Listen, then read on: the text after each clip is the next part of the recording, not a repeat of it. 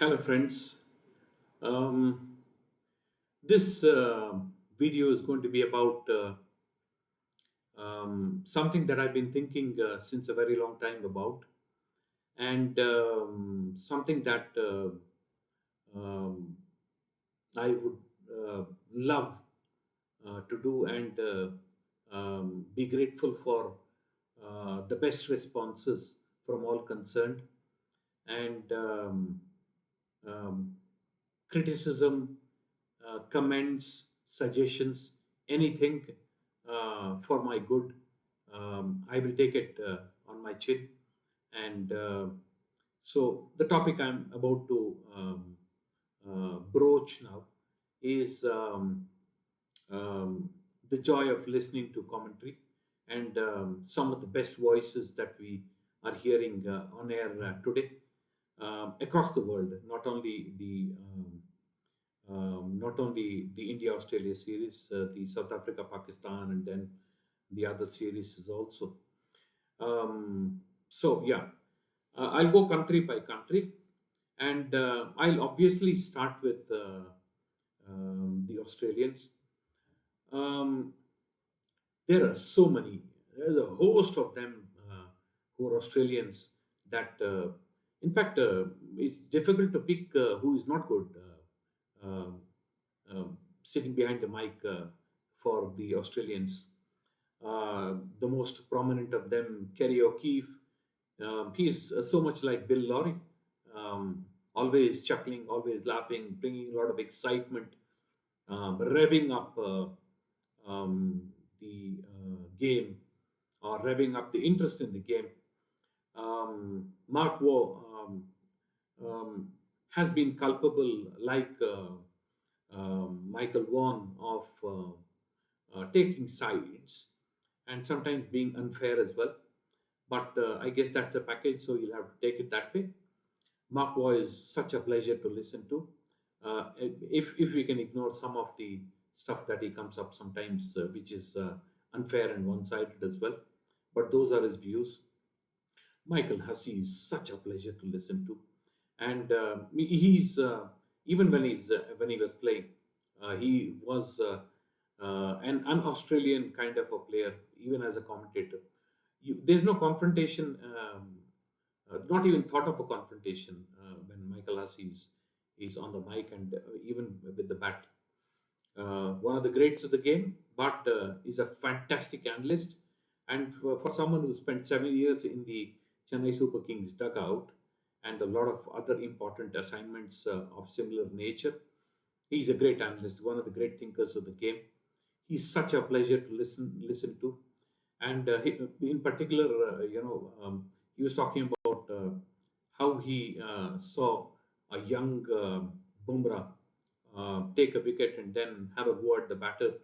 And Michael Hussey had to talk to Bumrah and tell him to keep that part of his game out and just focus on bowling well, and rather than speak and then rile up the batters and then disrespect the batters. It's not. I think those are golden words of advice. Punter, 50-50 kind of. Um, yeah, I like the way the Indians adapted, and I think they went well, and I think the Australians have a lot of bowling to do and prevent the Indians from winning this Test match. But great, great analysis. He's obviously one of the greats of the game, one of the great thinkers of the game, but only when he begins to sermonize, it actually begins to look very awkward, because he should not have been that. The word of the captain to be trusted, he versus Anil Kumble. And Anil Kumble, that sweeping statement, that legendary statement, only one team played the game in the right spirit, was not any compliment to Ricky Ponting. Um, who else is there in the commentary box? Um, um, I think I'm not able to remember Although I hear all these BS, Justin Langer is such a pleasure to listen to. The fact that he also took boxing seriously, his voice doesn't convey any of that aggression. I think that's the beauty of the comments of the great man. Um, Fantastic analysis. It shows one of the reasons why he was the head coach of the Australian team as well. A very respected voice, very neutral. You will never find him taking sides or being. I'm actually missing Ian Chappell for those weighty inputs that he used to give, and a lot of the others who come on air to do commentary for Australia are good as well. My personal favorite, Mark Nicholas, and I love the quips that come from him. Um, no, no, Sonny, don't brew a story, and things like that, and you know, seduce the batters with the kind of bowling and stuff like that is just fantastic.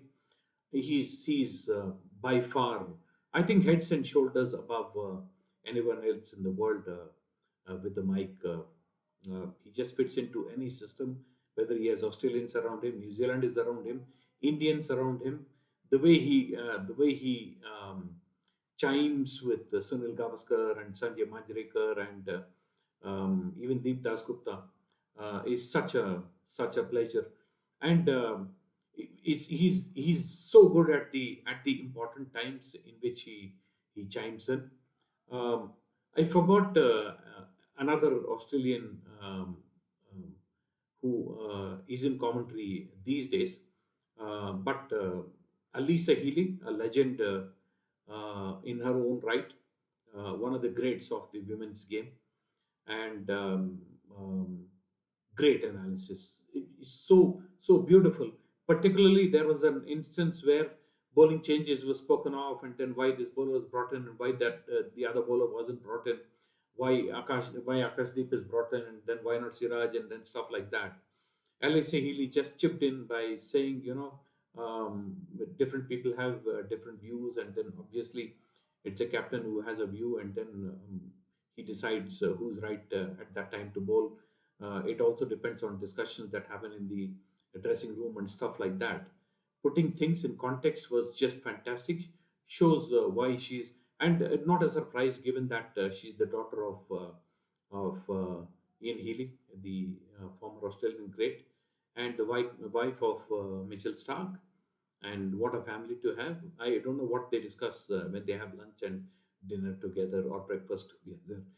But yes, to come back to Mark Nicholas, Michael Vaughan, don't know why he makes those very lopsided comments sometimes, and then gets the attention of people like Wasim Jafar.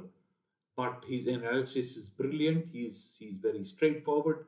He's very frank. He's very forthright, and his analysis is excellent of what is working, what's not working, what's the way forward, what must be done, what must not be done, what should not have been done. He's excellent. I'm actually looking forward again to Nick Knight in commentary.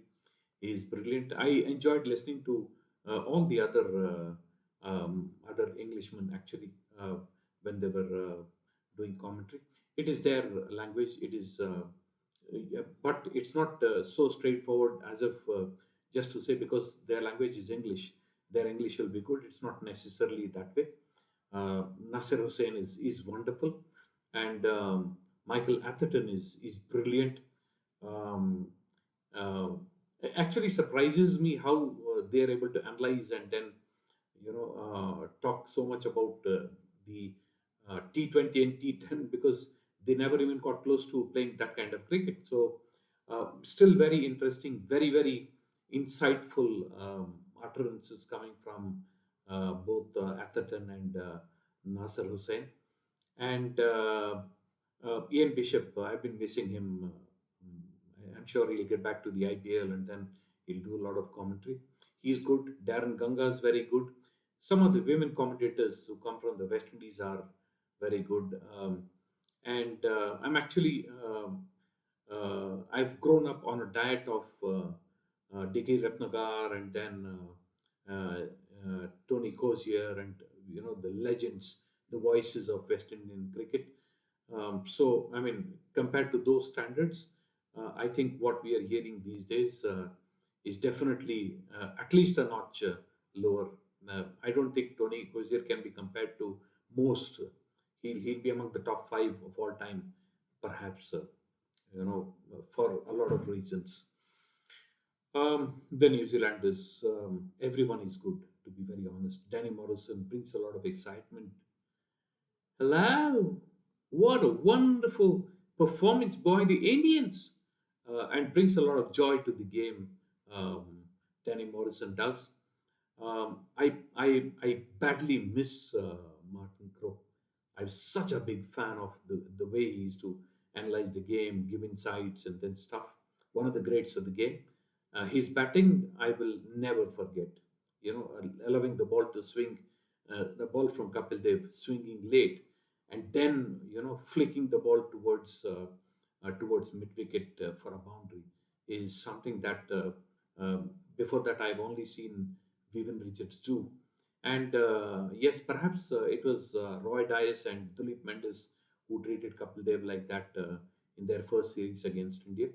But Martin Crowe was Martin Crowe. I mean, um, one of the true greats of the game of all time. And a little bit of whatever I heard of Richard Hadley is just fantastic. Shows why he's one of the greats of the game. Imran was a great analyst of the game. So the New Zealanders, my personal favorite, I've always said, is Ian Smith. But my all-time favorite coming from New Zealand is Ellen McGilroy, um, um, part of Test Match Special. Test Match Special was a university. It was such great education listening to those greats. Uh, Christopher Marin Jenkins, Brian Johnston, Freddie Truman, Trevor Bailey, and a lot of the greats of the time. It was just magical. I don't think that set will be replicated again, ever, perhaps in history. I'll be surprised if it does. Um, it'll be great for the game if it does, but I don't see it happening that easily. It's like that West Indian team, Clive Lloyd's men. That team can't be replicated again in history. I can safely say that. I can hedge my money on that also. Um, Jeffrey Boycott was great to listen to. He was very, very frank, forthright, um, sometimes a bit harsh as well. Ash, Sujit, Soma, Sunda, and players like that, I would not take them into my team. They don't appear to be good enough to apply for the country. And stuff like that is just Jeffrey Boycott. One Piece was Jeffrey Boycott. And I mean, I don't remember some of the grades that I heard, but there were so many discussions about Ken Barrington and then Colin Cowdery and then Chris Old and then stuff like that. And so the Englishman brought the game to life. Not the Australian way, but their own beautiful ways, making the language so special to listen to and so much to learn. The South Africans, Mike Proctor was fantastic. Robin Jackman played for England, but was had a South African was a South African by birth. And I remember an article which said that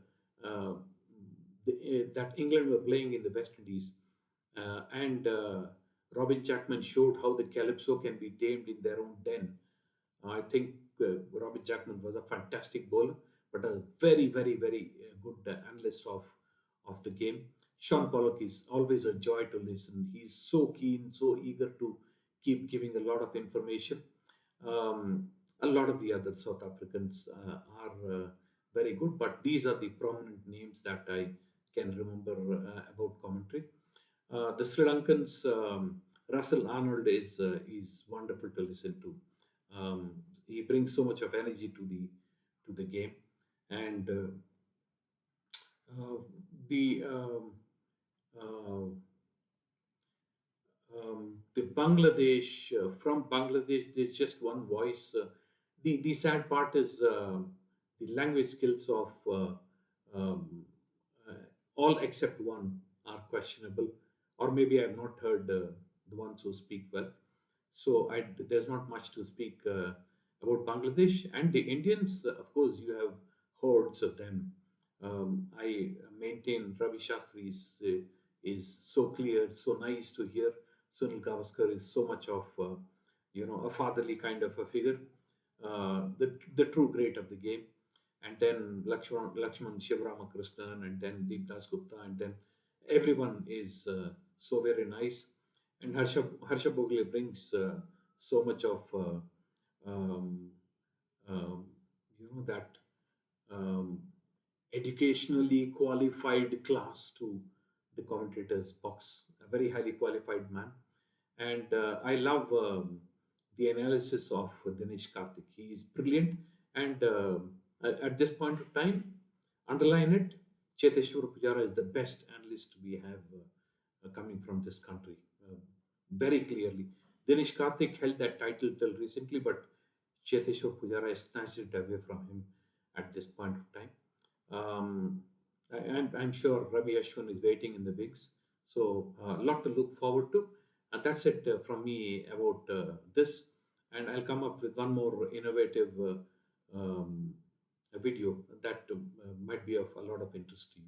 Thank you so much for your time.